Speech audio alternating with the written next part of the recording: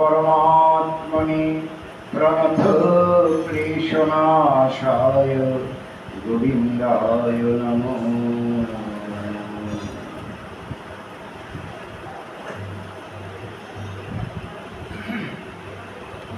शुद्धि भक्त सज्जन मंडली, स्नेहमयी कल्याणमयी मातृमंडली, सबार चरण प्रांते भक्ति विनम्र क्रमটি নিবেদন করছি।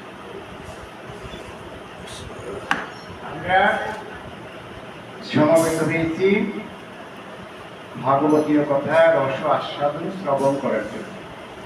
তো আপনারা কি ভালো আছেন সবাই? পূজা কেমন হয়েছে? ভালো হয়েছে? হ্যাঁ, সবাই ভালো হয়েছে। কিন্তু ভাগবত শাস্ত্র বলছে আমরা কেউ ভালো নাই। যদ্যচ্যুত কথালাপ রস বিদুষ বর্জিত তদ্দিনং দুদ্দিনং মন্যে নাগাচ্ছন্ন মধুরী। শ্রীমদ্ ভাগবত তাই বলে। আপনারা কিভাবে ভালো থাকেন? যদ্যচ্যুত কথালাপ, যেদিন ভাগবতীয় কথা শ্রবণ হবে না, যদ্যচ্যুত চ্যুত মানে কি বাদ, কথা, যেদিন ভাগবতীয় কথা হবে না, যেদিন কৃষ্ণ কথা হবে না, যেদিন সাধু সঙ্গ হবে না, রসবিদুষ বর্জিত, রসবিদুষ ভক্তির ধারা প্রবাহিত হবে না, তদ্দিনং দুদ্দিনং মন্য। হে মানব, তোমরা সেটা স্মরণ করিয়া রাখিও, সেদিন তোমাদের জন্য দুর্দিন। যেদিন ভাগবত কথা হবে না, যেদিন কৃষ্ণ কথা হবে না, যেদিন সাধু সঙ্গ হবে না, সেদিন কি দিন? দুর্দিন। দুর্দিন কাকে বলে? আমরা মনে করি যে টাকা পয়সা নাই, না চলতে পারতেছে না, ওই দিনকে দুর্দিন বলে। আসলে সেটা কিন্তু দুর্দিন নয়। এই ভব সংসারে একটা ছোট্ট কীট থেকে, একটু চিন্তা করুন, একটা ছোট্ট কীট থেকে বৃহৎ প্রাণী পর্যন্ত সবাই ভগবানের প্রসাদ নিত্য নৈতিক দিয়ে আছে। সবাই এও প্রসাদ ছাড়া বাকি না। প্রাণীকুল, জীবকুল, বৃক্ষকুল সবাই ভগবানের প্রসাদ পেয়ে আছে। কেউ কিন্তু উপবাস নেই, দেখো কাউকে উপবাস নেই। যদ্যচ্যুত কথালাপ রস বিদুষ বর্জিত তদ্দিনং দুদ্দিনং মন্যে, তাকে দুর্দিন বলবে। মেঘাচ্ছন্ন দুর্দিন। ভাগবত এটাই বলছে যে যদি বৃষ্টিতে প্লাবিত হয়ে সমস্ত সংসার প্লাবিত হয়ে যায়, তাকেও দুর্দিন বলা হয় না। শ্রীমদ্ ভাগবত সেটাই বলছে। তবে আমরা আনন্দে ছিলাম, মাতৃ আরাধনায় ছিলাম, আনন্দে ছিলাম। আনন্দ ধারা বইতে ভুবনে মায়ের আগমনে জগৎ সংসারে একটা আনন্দের ধারা বয়ে গেছে। এখন সে আনন্দ কয় প্রকার? সে আনন্দ হলো দুই প্রকার। একটা হলো কি, এ লাইটিং ডেকোরেশন প্যান্ডেল, তারপরে ধনুচি নৃত্য, বিভিন্ন খেলাধুলা, বিভিন্নভাবে নৃত্য, এটাকে বলা হয় বাহ্যিক আনন্দ। এটাকে কি বলা হয়? বাহ্যিক আনন্দ। প্রয়োজন আছে তবে মানুষকে আনন্দ দেওয়ার জন্য। আর একটা আছে কি, ব্রহ্মানন্দ।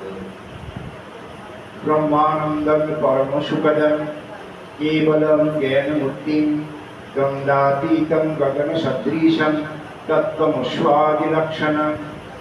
কি সুন্দর বুঝছেন?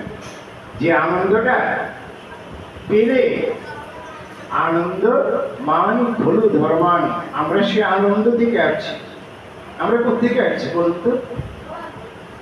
আমরা সেই সচ্চিদানন্দ পরম ব্রহ্ম অনাদিরাদি গোবিন্দ থেকে আমরা আসছি। হ্যাঁ, আনন্দ থেকে আমরা আসছি। আবার নিয়ে যাবো কোথায়? তাই তো বলা হচ্ছে উপনিষদে, রুচিনাং বৈচিত্র ভীজ কুটিল নানাপতজুষা নিনামেকগমস্তমসি পয়সান্নবৈব। কিছুদিন আগে বর্ণনা হয়েছিল না? জানেন বর্ণনা হয়েছিল না? আমাদের বাড়িটা অনেক উপরে, অনেক উপরে আমাদের বাড়িটা। সেই বাড়ির মধ্যে এক বুক জল হয়েছে। যেটা 100-200 বছরের মধ্যে কেউ দেখে না। এমন জল, সমস্ত গ্রাম প্লাবিত হয়ে গেছে। এখানে জাল মেরে মাছ ধরা হয়েছে, গ্রামের সমস্ত গুদামগুলো পড়ে গিয়েছে। তবে গঙ্গা গিয়ে লক্ষ্মী আছে, সবাই আবার এখন বিলীন তুলে দিচ্ছে, বুঝছেন? তো যেটা বলছিলাম, এই যে সব নদী এক সাগর থেকে সাগরের জলগুলো বিভিন্ন শাখা প্রশাখায় নদ নদী খাল বিল পুকুর মাঠ ঘাট সব পরিপূর্ণ করে দেয়। আবার যখন ফাঁকা পরে এখন এই জলগুলো কোথায় গিয়েছে? ওই সে এক সাগরে মিলিত হয়েছে, এক সাগরে মিলিত হয়েছে। আমরা মানুষ মানব বংশ জীবলোক জীবভূত সনাতন, শ্রীমৎ ভগবদ্গীতা বলছে। আমরা কার অংশ? ভগবান শ্রীকৃষ্ণের অংশ। কার অংশ? ভগবান শ্রীকৃষ্ণের। অনাদি আদি গোবিন্দের অংশ হলাম আমরা। আমরা কিন্তু কখনোই আবার ভাগবত ভক্ত ভগবান, ভক্ত ছাড়া ভগবান অচল, ভগবান ছাড়া ভক্ত অচল, ভক্ত ছাড়া ভাগবত অচল, ভাগবত ছাড়া ভক্ত। একটার সাথে একটা সম্পর্ক। কিন্তু দুঃখের বিষয় হলো কি, এই যে মানব বংশ জীবলোক জীবভূত সনাতন, হে জীবগণ, তোমরা ভুলে গিয়েছ তোমরা আমার অংশ, আবার আমাকে মিলিতে হবে, কোন না কোন জন্মে মিলিতে হবে। 84 লক্ষ জনে ভ্রমণ করে আমরা মানব জীবন পেয়েছি। তো এই জীবনে যদি সাধু সঙ্গ না হয়, সৎকর্মগুলো না হয়, ভগবত প্রাপ্তি না হয়, তাহলে আবার আমাকে কি করতে হবে? আবার আমাকে জন্মগ্রহণ করতে। বারবার আসা যাওয়া, আসা যাওয়া, আসা যাওয়া, এই চক্র চলছে, আসা যাওয়ার চক্র চলছে। এই চক্র থেকে একমাত্র মুক্তি। এই চক্র কিন্তু সুবিধাজনক একটা স্থান না, এই মত্তধাম কিন্তু সুবিধাজনক একটা স্থান। এটা বড় কঠিন একটা স্থান, এটা বড় কঠিন একটা স্থান। এই সুন্দর করে সংসার সাজিয়েছে, বাহ!